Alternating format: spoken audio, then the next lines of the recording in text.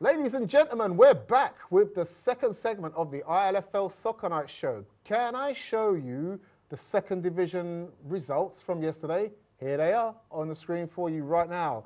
Arsenal, well done to Arsenal in the community. You saw them on the show here last week. They bounced back with a great win, 8-2. They beat West End Reserves. I think that's their highest goal scoring tally this season so far. So well done to you guys. PYO, another team having a resurgence in the season now. They got a 2-2 draw against AMY. St. Catherine's, where is this all coming from? Is it something you're all drinking? They beat Walthamstow Red Star, but not just beat them, they won it convincingly. 4-1. You heard Rash talk about the striker that they've got. We'll probably hear a little bit more about that. Redcoat, whatever you're drinking, eating and sleeping on, everybody wants a piece of it because you managed to smash 18 goals past a hapless Tower Hamlets team. Let's have a look at the table and see what that does. Red Star, played a game more, 5 points now ahead of Redcoat, who are level on points with St. Catherine's, and methinks really it's those three teams that could and probably should be contesting the second division title. Rash, do you agree? I think you're totally right. Before we go into the title, I think I need to. I was watching the three games you just mentioned. I have to give credit to Arsenal and West End Reserves. I was watching their game, and we know how the weather was yesterday, how windy it was. Considering that the way that both teams played, I was quite shocked. They're actually passing on the floor and playing a proper game of football. And I'm looking at the fixture at their game. I'm looking at the next fixture on the next pitch next to them, and I couldn't believe the difference. The wind did not affect them. They were still playing. And I like the fact that Arsenal turned up early. They had warm-up, the stretches, and hence I think that's why they were more prepared. Normally they tend to run in the pitch a minute, 2 minutes before kickoff, and then tend to struggle or wait times. But yesterday I was quite impressed. I was also impressed with PI. I've got to give credit to Powers Bay, because I think before he took over, they were struggling. In the last 3 weeks since he took over, they won and 2 draws. He's got 50 years experience in the game. I think PY got a lot of youth. They're all 16, 17, maximum I think they're 18-year-olds. Yeah. They've got the energy, they've got the passion, but they don't have the direction experience. I think what Powers Bay has done in the last 3 weeks is shown them direction, is guiding them, and I think it may be beneficial to the team overall because they looked in a better condition with him on the sideline giving instructions and directions. So it's nice to see those teams playing good football. As you mentioned about the title, Walthamstow, I watched the game against St. Catherine's. St. Catherine's, that was a spicy game. I'm not sure if there was anything history between the two teams, but it was a very feisty, very physical, but St. Catherine's looked strong. They were determined, they were more hungry. And I think Walthamstow, Red Star got a bit of a shock because I think they had it easy in the previous few weeks. St. Catherine's was a shock to their system and they couldn't handle it. And credit to St. Catherine's for winning the game. So hopefully, we know Redcoats, they're banging goals. St. Catherine's look stronger now. Hopefully they'll give me more competition to Red Star in the top of the league. Fair enough indeed. What do you think about what's happening here, Shax? I mean, St. Catherine's, let's not take it away. Let's not see it as a shock. It's probably a shock to everyone last season when we were saying St. Catherine's, the fall from grace, from Premier Division down to second. And just like the Vets team, they don't need to be there, and they know that they're a better team than that, and maybe now are putting together some results that shows that they can be a first division team. Yeah, absolutely. I mean, they started the season, the Winter League, very strong, and then they had a little blip in the middle, didn't they? And I think that game was really a turning point for them. Therefore, they can catch the Wolverhampton on attack, and I think they did really well. Wolverhampton are game in hand, so that 5 points would be cut down if St. Catherine's can win the game in hand into 1 point or 2 points, I think. Yeah, credit to them. They want to go back to the first division, and I think that. I think what the key thing on yesterday's game was the hunger and the passion shown by St. Catherine's. I think was the ultimate reason why they won, and I think them two, both Redcoat and St. Catherine's, will want to win, catch up with the Red Star, and I think hopefully next few weeks we get to see if they can be successful in doing that. Has anybody up here seen AMY play? I'm putting it out here. Yeah, I've seen them play. I saw them play once, and they played out a 1-1 draw, I think it was, with West End Reserve of all teams. And it was a great game, and I was saying it was one of the best 1-1 games that I've seen. And I've seen AMY, and I think they're capable of beating these top teams. Yesterday I watched them play against PYO. They were 2-1 up, and they looked half decent. But maybe they just don't have the finishing which they require. They do have a lot of chances, but they couldn't finish. And in the last minute, PY came back and drew the game. They're fourth in the league, and I think that more or less is their in a position they should be, because they're an okay team. I think they just need someone to finish off the chances. But they're not title contenders, in my opinion, unless they prove me wrong in the next few weeks. But they're a half-decent side, and I think they could do better. I think just need to finish off the chances. Interesting indeed, because they are the team that took points off St Catherine's. How St Catherine's will rue that now. That's all by the by, and we'll see what happens with that.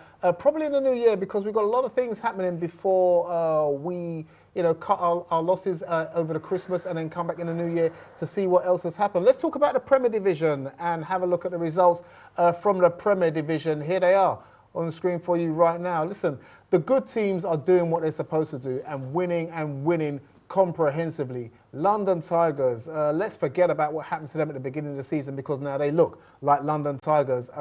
Beating Beaumont by 6-0, and that won't please the man to my left, because that's double digits that they've conceded in their last 2 games now. We'll have a little chat with him about that in a little while.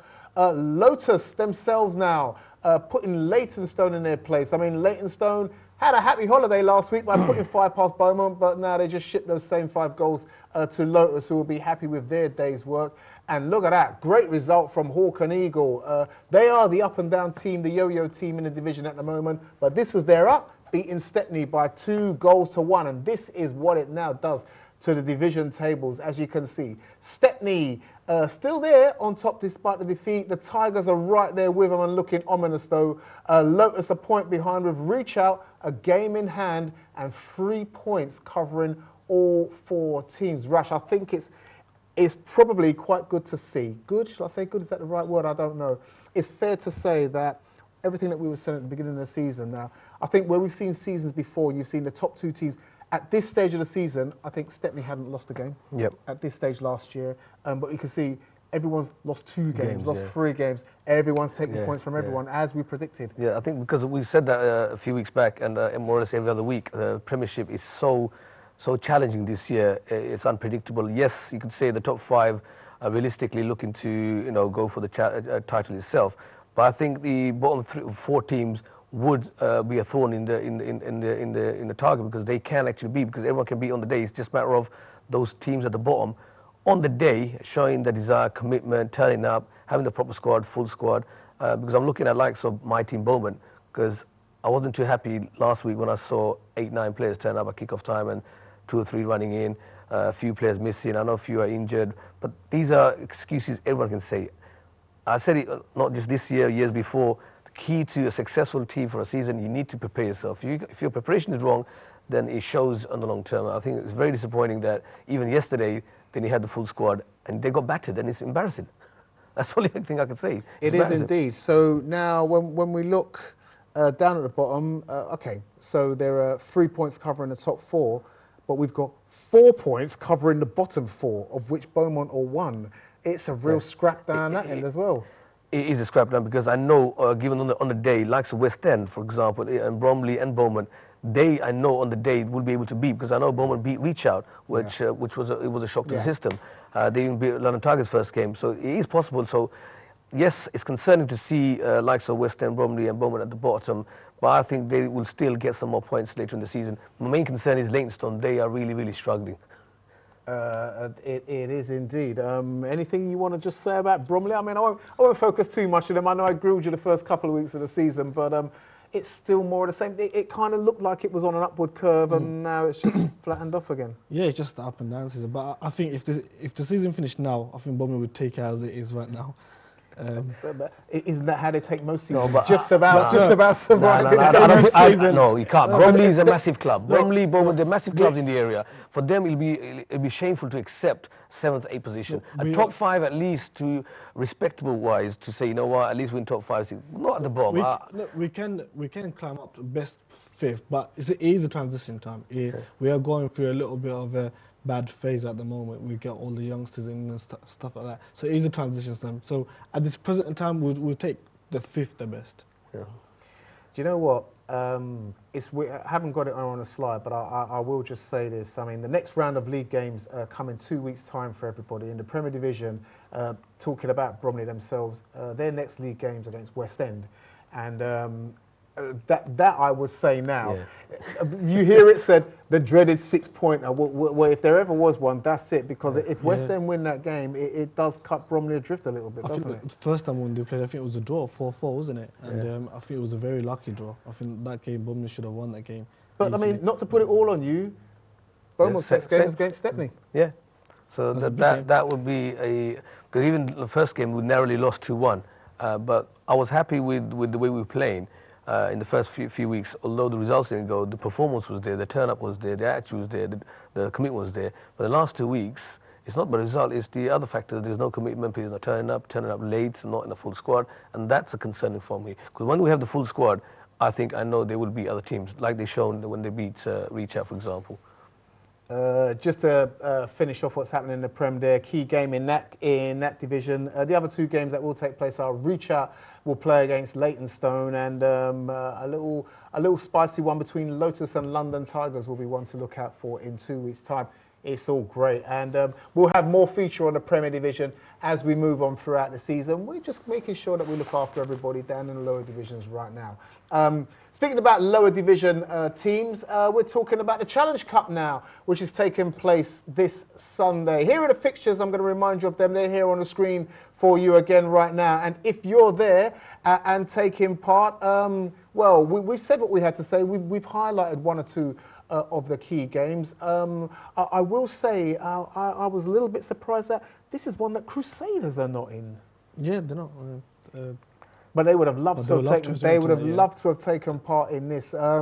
Rash, again, I'll just get your quick thoughts on this one as you look at it. I'm looking at the bottom fixture where Walthamstow Red Star versus Robin Hood. That should be interesting because I know they lost last week. They lost the unbeaten record. The Walthamstow Red Star, Robin Hood Tigers, hoping to at least this is a cup they should be winning. They should be one of the favourite teams. So that should be an interesting match. The others obviously depending on the day itself. But for me, the Walthamstow Red Star versus Robin Hood Tigers is the fixture to look out for in that Challenge Cup. As we know, the Challenge Cup is for Division 1 and Division 2. It's an opportunity for those teams in the lower two divisions to win. And I think all teams should actually, try and thrive to win that cup at least. Arsenal PYO is a game that I'm looking forward to. I'm liking the look of that. Two teams that have all resurrected their seasons so far. That'll be a key one. Seoul Youth will be looking to go a long way in this. As will St. Catherine's. They've got a great game coming up against Ace as well. But like you said, Tigers versus Red Star, good game between two teams coming up there. And we also have the ILFL Champions Cup taking place this weekend, and this is where the big boys come to do battle, courtesy of the Inner London Football League. 4 different leagues pitching their 4 best teams into the competition here. You can see where the ILFL teams are. They're teams represented from the Hackney and Leighton League, the Musical League, and also our friends from Milton Keynes are coming back to take on the London Meteors again. We spoke about that earlier, but the ILFL champions, Premier Division champions, Stepney will be looking to do better than they have done before. Reach Out will want to maintain their good season's form as they come up against the First Division team of the Hackney and Leighton League, Hegan, who might have a little bit of a surprise. I mean, if you're a First Division team in the Hackney and Leighton League playing in the Champions Cup, they're here because they're no mugs. Yeah. I think this is a competition I think every team should thrive to be participating in. It's the champions of champions representing each league. You must have obviously qualified for if you want a cup or the league itself. For me, this is where you can see where your standards are. And I think in the last 2 years, obviously, Hackney and Leighton have proven to be the successful. So it's a challenge to both the other leagues to show that they can compete. So I'm looking forward to it. There's no, obviously, apart from Meteors being the favourites, all the other teams, they can actually challenge for this cup itself. So we'd like to see, I've seen Tottenham Phoenix, very good side. London Tigers from Wizard League, very good side. There are a few new teams which we need to see, but from ILFL point of view, we want our teams to be successful and go to the next round at least and see who they face up and hopefully one can make it to the final at least. Time's up. They've told me in my ear it was up and it's up already, so we've got to take a break. We'll see you back on the other side of this short break.